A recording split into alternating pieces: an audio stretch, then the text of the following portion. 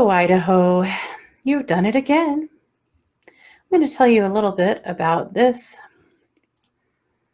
floppy lump of whitefish named Craig Rowland. Floppy lump of white. I don't know. I liked it. I think it's good. He deserves it. Oh, So he does. the Craig Rowland is the sheriff of Bingham County, and that's Blackfoot, Idaho. And He's just Blackfoot one is, county over from me. yeah, not far from us.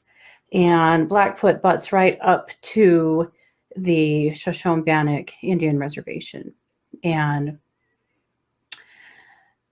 he, back in November, an LDS church group, it was a leader and several young girls, teenage girls, were taking notes around and sticking them on the doors of various ladies in their church, thanking them for things they do for them and who they are and things.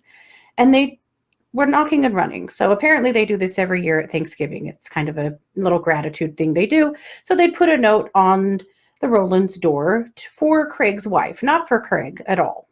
Like, this had nothing to do with Craig until he made it about him. Yeah. I'm guessing he does that a lot. So they put this note on the door and then headed back for their car. Well, he didn't like that. And he opened the door in his boots and long underwear, if you can even imagine this scene. Sadly, I can because I live here. And hollered at his wife to grab his gun. Being the dutiful wife she obviously is, she grabbed his gun and ran it to him. He ran out to the car that had one fairly young lady in it as the leader and all of these girls in the car. He starts screaming at her, "Who the F are you? What the F do you think you're doing? Get out of this car." He is pointing a gun in her face. He jerks her out of her car by her hair and throws her on the hood of the car and is screaming at her about what does she think she's doing here, and I could shoot you right now. She is trying to explain to him that she's his next door neighbor and has been for 30 years. She grew up right next door to this fool.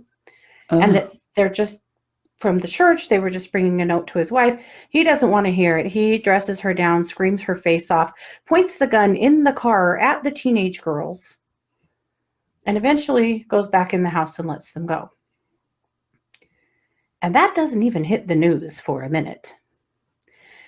When it finally does, he says to the news, "Well, I have drunk Indians on this street all the time. I have to do something to keep myself safe."